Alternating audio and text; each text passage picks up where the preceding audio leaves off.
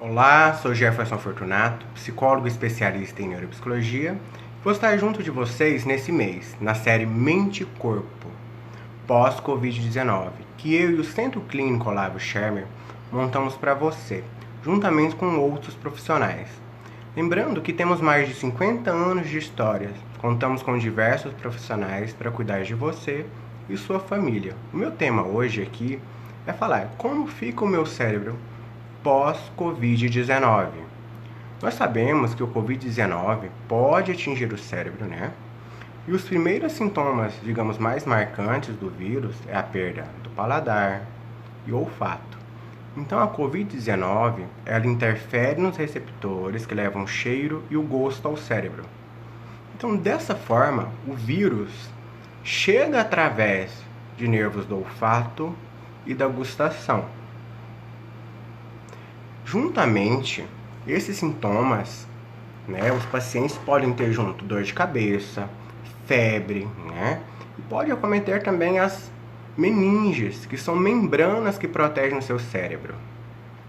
Alguns pacientes, de casos mais graves, indicaram acometimento neurológico, pois chegaram a entrar em coma, em perda dos reflexos, desequilíbrio motor.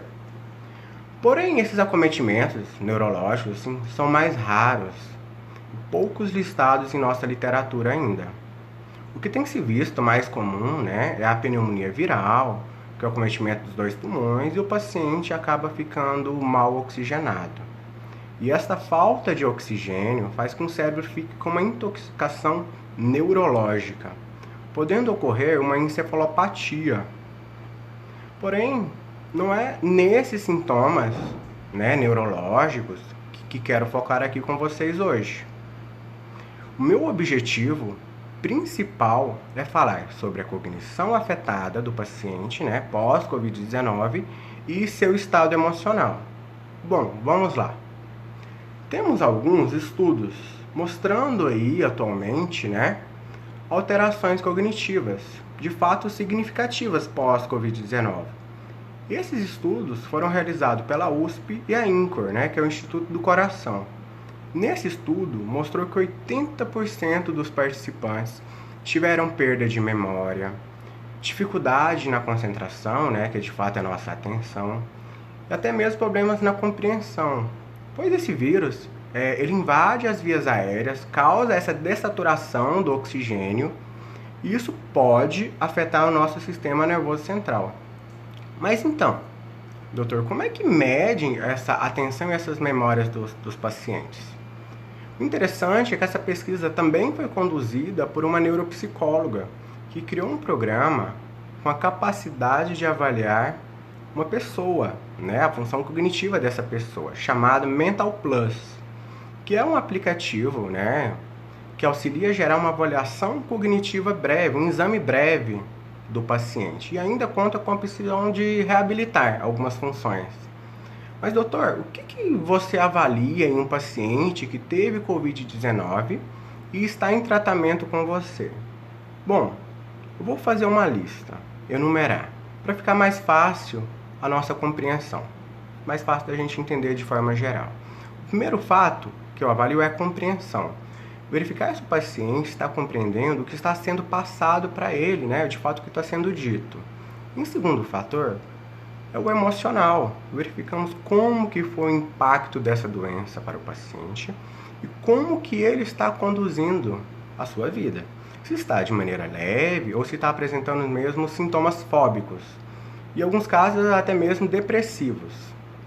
Agora, para avaliar de forma breve a função cognitiva do paciente, quando eu digo função cognitiva, eu quero dizer a nossa atenção, a nossa memória, o nosso raciocínio lógico e, claro, a nossa linguagem.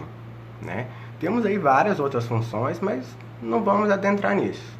Para esta função, para esta avaliação, é breve, eu uso muito o Mini-Mental, que é um questionário básico, que ajuda a detectar possíveis disfunções cognitivas no paciente. Quando o paciente já dá sinais de alterações cognitivas, aí sim eu costumo solicitar uma avaliação neuropsicológica, que é um exame que avalia de forma mais ampla o funcionamento cognitivo. Às vezes, esses pacientes já vêm encaminhados a pedido com um pedido de exame para um neurologista, de um psiquiatra e até mesmo outros profissionais da área da saúde têm feito esse encaminhamento. Doutor, mas esse exame, chamado avaliação neuropsicológica, ele ajuda em quê? Bom, ele ajuda exatamente a mensurar e medir quais áreas cerebrais e suas funções foram afetadas, né? Mais afetadas de fato. Por exemplo, conseguimos medir aí o prejuízo que o paciente teve na memória, qual tipo de memória foi afetada. Esse exame nos gera como se fosse um mapa, né? Ele me dá pistas concretas de como auxiliar esse paciente, né? E como reabilitar essa função que foi debilitada. Também auxilia na questão do tratamento médico e multidisciplinar. Doutor, então tem como aí reabilitar a memória? Gente, com certeza, claro.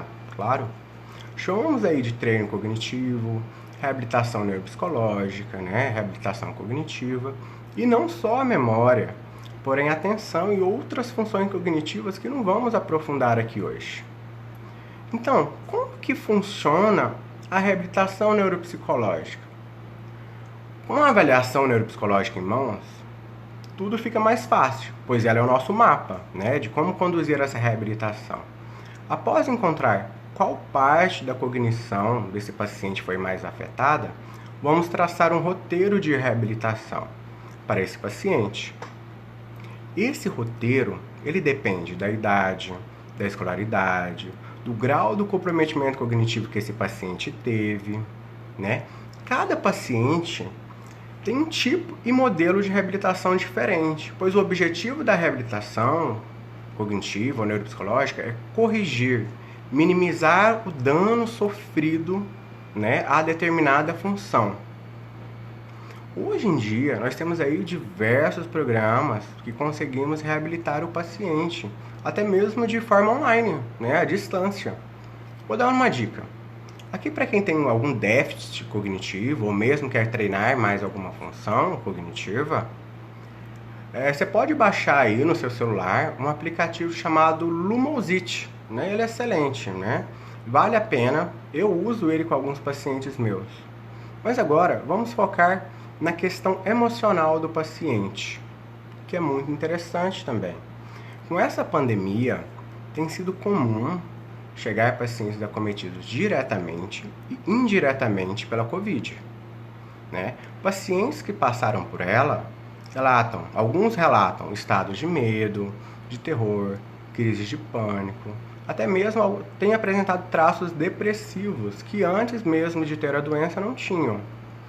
Alguns pacientes também têm apresentado a fobia social, medo de se aproximar de outras pessoas, né?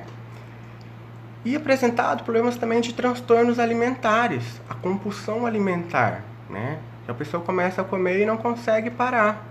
Tem sido comum ver pessoas ganhando peso neste momento da pandemia. Outros temas mais delicados atualmente têm sido o luto, vivido por essas pessoas. Perda de algum familiar, amigo ou conhecido. Confesso para vocês, tem aumentado muito esse tema no consultório. Não estamos preparados aí para lidar com a perda. Por isso é tão essencial neste momento fazer terapia, para elaborar esses processos de uma forma mais saudável. Então, eu agradeço vocês, né, pela participação. Na próxima semana estaremos com mais profissionais falando sobre a nossa temática, né? E obrigado. Infelizmente, não existe uma dica ou uma orientação breve que melhore a dor, porém existe formas de elaborar e passar pelo luto de uma forma mais equilibrada, evitando um adoecimento mental. Tudo bem? Conto com vocês na próxima e muito obrigado. E grato ao Olavo Schermer pelo convite.